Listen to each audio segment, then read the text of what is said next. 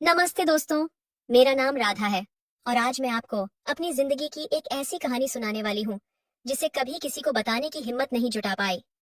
दोस्तों, मेरी उम्र 27 साल है और अब तक न तो मेरी शादी हुई है और न ही कोई रिश्ता पक्का हुआ है। मैं अपने पिताजी के साथ रहती हूँ क्योंकि 2 साल पहले माँ हमें छोड़कर चली गई। मेरा एक बड़ा भाई है, विशाल, जो मुझसे 3 साल बड़ा है और शहर में अपनी पत्नी के साथ रहता था। मेरी कहानी वास्तव में वहां से शुरू होती है जब विशाल भैया ने अपनी पत्नी से अलग होने का फैसला किया। लगभग 1.5 साल पहले की बात है। तलाक के बाद वह हमारे घर वापस आ गया और फिर से हम तीनों, मैं, पापा और विशाल, एक साथ रहने लगे। सच बताऊं तो मुझे हमेशा से एक बात परेशान करती आ रही थी। जब भी मेरे लिए कोई रिश्ता आता, वह आगे नहीं बढ़ता। न तो कभी सगाई तक पहुंचता और न ही शादी की बात। यह स्थिति मुझे बहुत व्याकुल करती थी। मेरी उम्र की सभी सहेलियां न सिर्फ विवाहित थीं, बल्कि उनके बच्चे भी हो गए थे। और मैं अभी भी अकेली थी, न कोई जीवन साथी, न कोई विशेष अनुभव। अब मुझे ऐसा लगने लगा था कि मेरा समय बीता जा रहा है। इस विचार से मैं अक्सर अपने कमरे में अकेले बैठकर आंसू बहाती। मैं खुद से पूछती, ऐसा क्यों? क्या मुझ में कोई कमी है? मैं तो सुंदर हूँ, अपना ध्यान रखती हूँ, समाज में घुलती मिलती हूँ, फिर मेरे लिए अच्छे रिश्ते क्यों नहीं आते? कभी कभी तो मन में यह विचार भी आता कि शायद किसी ने मुझ पर कोई टोटका कर दिया है। इन सब विचारों से मैं मानसिक रूप से टूट रही थी। लेकिन जब विशाल भैया अपनी पत्नी को अपना फ्लैट देकर हमारे पास लौट आया, तो मुझे थोड़ा सुकून मिला। मुझे लगा कि अब मेरा भाई मेरा साथ देगा, क्योंकि अकेलेपन में मैं बहुत ऊब जाती थी। पापा तो शाम होते ही अपनी दवाइयां लेकर सो जाते थे और मैं अकेली बैठी रहती। हालांकि भाई और भाभी के तलाक से मुझे दुख भी था, क्योंकि मुझे भाभी बहुत प्यारी लगती थी। विशाल भैया ने कभी नहीं बताया कि उनके बीच क्या हुआ था।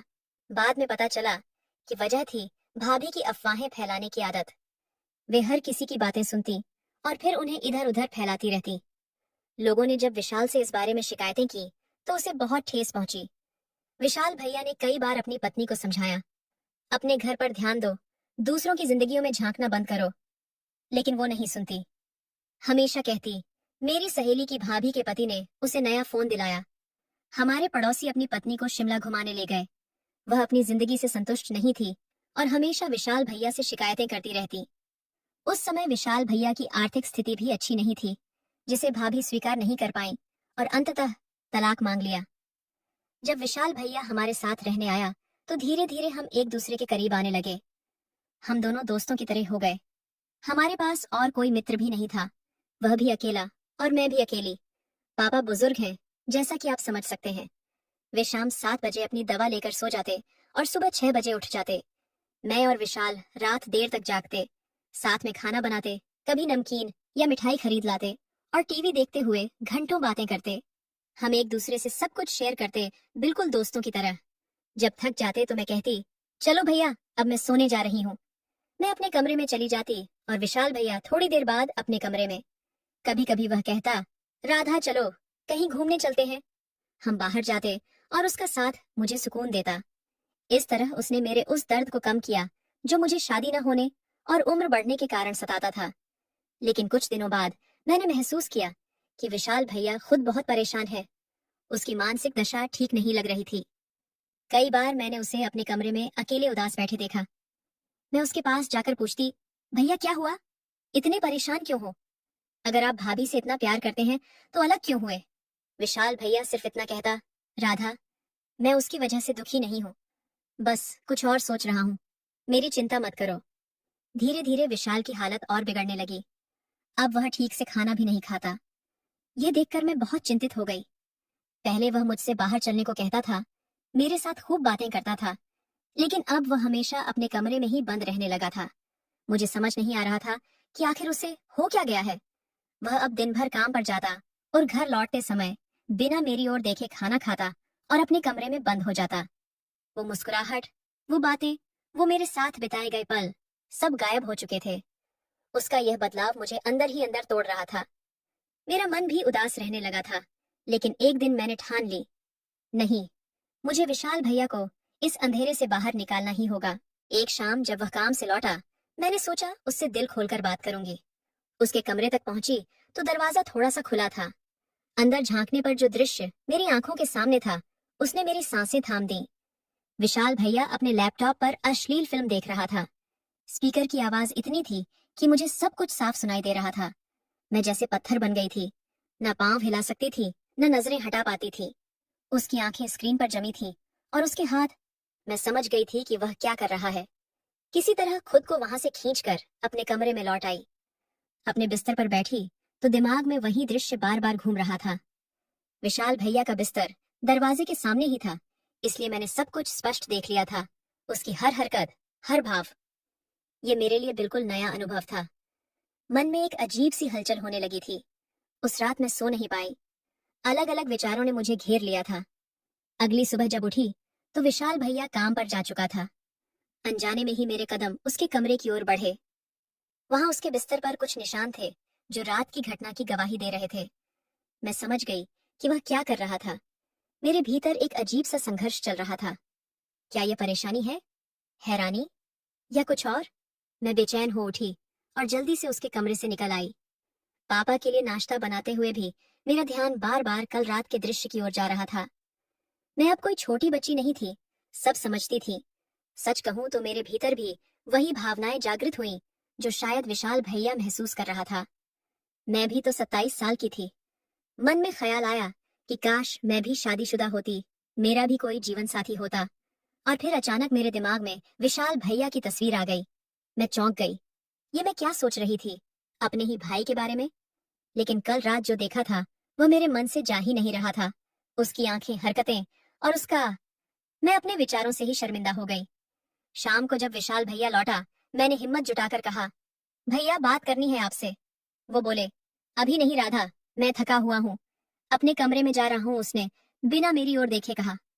मैंने कहा, प्लीज भैया, सिर्फ थोड़ी देर। आप अब मुझसे पहले जैसे बात भी नहीं करते, मैंने विनती की। उसने आह भरी, ठीक है, मैं थोड़ा आराम कर लूं, फिर बात करेंगे। मैंने सिर हिलाया, लेकिन कुछ देर बाद फिर से उसके कमरे के पास से गुजरी तो वही आवाजें सुनाई दी। वह फिर से वही कर रहा था। मैंने इंतजार किया। जब वह बाहर आया, मैंने सीधे उससे पूछा, भैया आप कब तक ऐसे रहेंगे? मैं आपकी हालत देखकर बहुत परेशान हूँ। उसने गहरी सांस ली। राधा, मुझे लगता है मुझे फिर शादी करनी चाहिए। मैं मैं तंग आ चुका हूँ अकेलेपन से। मैं समझती हूँ भैया, मैं भी तो यही चाहती हूँ अपने लिए, मैंने धीरे से कहा। फिर भैया, तुम अभी छोटी हो, उसने टालने की कोशिश की। मैं बोली, नहीं भैया, मैं छोटी नहीं हूँ, 27 साल की हो गई हूँ। फिर मैंने हिम्मत जुटाई और बोली, भैया कल रात मैंने आपको देखा था, वो फिल्में देखते हुए। भैया के ऊपर जैसे बिजली गिरी हो, उसका चेहरा लाल हो गया। क्या बकवास है ये? तुम मेरे कमरे में झांकती हो? कैसी बहन हो तुम? उसकी आवाज लगभग चिल्लाहट थी। उसके शब्दों ने मुझे छलनी कर दिया। मैं फूट फूट कर रोने लगी और भागकर अपने कमरे में चली गई। दरवाजा बंद करके मैंने अपने आंसुओं को आजाद छोड़ दिया। मैं क्या करूं? क्यों इतना अकेलापन? क्यों इतनी उलझने? 10 मिनट बाद दरवाजे पर हल्की सी दस्तक हुई। वह विशाल भैया था। उसने धीरे से मेरे कंधे पर हाथ रखा और बोला, राधा प्लीज मत रो। भैया मुझे आपकी बहुत चिंता होती है, मैंने अपने आंसू पोंछते हुए कहा। मैं आपको ऐसे दुखी नहीं देख सकती। मुझे अपना भाई वापस चाहिए, वो जो हंसता था, मुझसे बातें करता था। विशाल भैया ने मेरी ओर एक अजीब नजर से देखा और बोला, राधा कल रात जो तुमने देखा वो तुम्हारे मन से नहीं निकल रहा है ना? मैं सच कहूं तो असहज हो गई भैया। मैंने पहली बार ऐसी चीजें देखी हैं। क्या क्या शादीशुदा लोगों के बीच ऐसा ही होता है? मेरी बात सुनकर विशाल भैया की नजरें बदलने लगी। उसने मुझे पैरों से लेकर सिर तक देखा, ऐसे जैसे अब तक कभी नहीं देखा था। मैं उन नजरों के सामने खुद को कमजोर महसूस करने लगी।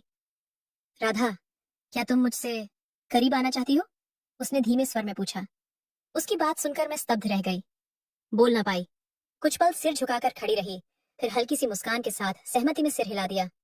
सच कहूं भैया, मैं भी वो आजमाना चाहती हूँ, मैंने शर्माते हुए कहा। लेकिन एक शर्त पर। अगर मैंने आपको ऐसा करने दिया तो क्या आप वो फिल्में देखना छोड़ देंगे? अगर इससे आपको राहत मिलेगी तो मैं तैयार हूँ। फिर विशाल भैया ने मुझे अपनी बाहों में भर लिया। उसके स्पर्श में कुछ ऐसा था जो अब पहले जैसा नहीं लग रहा था। जब हम अनुचित मार्ग पर चल पड़े, घटनाएं तेजी से बदलने लगी। कुछ दिनों तक हम दोनों अपनी गलतियों के दलदल में धंसते गए। जो रिश्ता पवित्र होना चाहिए था वह कलुषित हो गया था। हम सावधानी बरतते, लेकिन पतन का अंत निश्चित था। एक रात जब हम मेरे कमरे में थे, अचानक पापा को कुछ आहट सुनाई दी। वे उठे और मेरे कमरे की तरफ आ गए।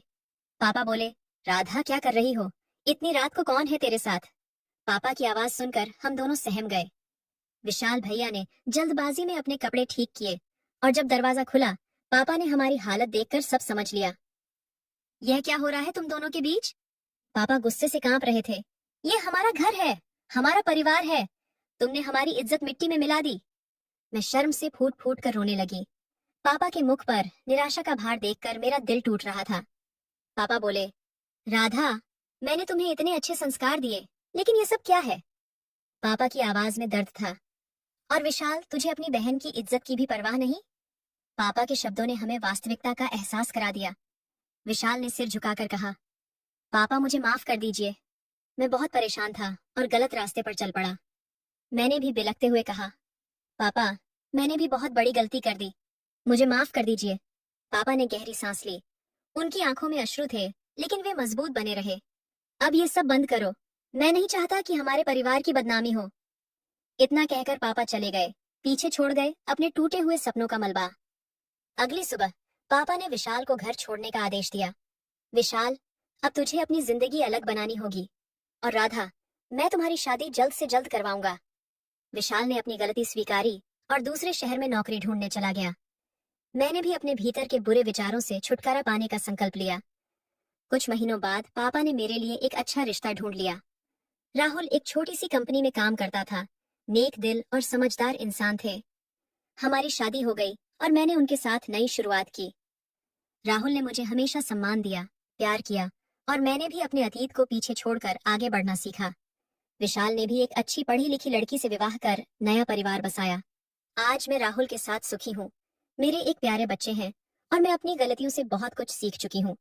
अब मैं समझती हूँ कि परिवार की मर्यादा और सही मार्ग पर चलने से बढ़कर जीवन में कुछ नहीं है। कभी कभी हम भटक जाते हैं, गलत निर्णय लेते हैं, लेकिन सुधरने का मार्ग हमेशा खुला रहता है। मेरी कहानी एक गलती की नहीं, बल्कि उस गलती को पहचानने और सुधारने की है। मिलन भी जीवन है और विरह भी जीवन है। गलतियां भी जीवन है और उनसे सीखना भी। दोस्तों, यह थी आज की कहानी। आशा करती हूँ आपको इससे कुछ सीख मिली होगी। दोस्तों, जीवन में कभी कभी हम ऐसे मोड़ पर पहुंच जाते हैं जहां गलत फैसले आसान लगते हैं, लेकिन हमें हमेशा याद रखना चाहिए कि हमारे निर्णय सिर्फ हमें ही नहीं, हमारे परिवार को भी प्रभावित करते हैं। मैंने अपनी जिंदगी से यह सीखा है कि कभी कभी हम अपनी कमजोरियों और अकेलेपन में ऐसे फैसले कर लेते हैं जो हमारे और हमारे परिवार के लिए सही नहीं होते, लेकिन हमें हमेशा अपनी गलतियों से सीखना चाहिए और आगे बढ़ना चाहिए। तो दोस्तों, आपको यह कहानी कैसी लगी? कृपया अपने विचार साझा करें। अगर आपको यह कहानी पसंद आई तो इसे लाइक और शेयर करें। ऐसी ही और कहानियों के लिए हमारे चैनल को सब्सक्राइब करें और बेल आइकन दबाना न भूलें। धन्यवाद।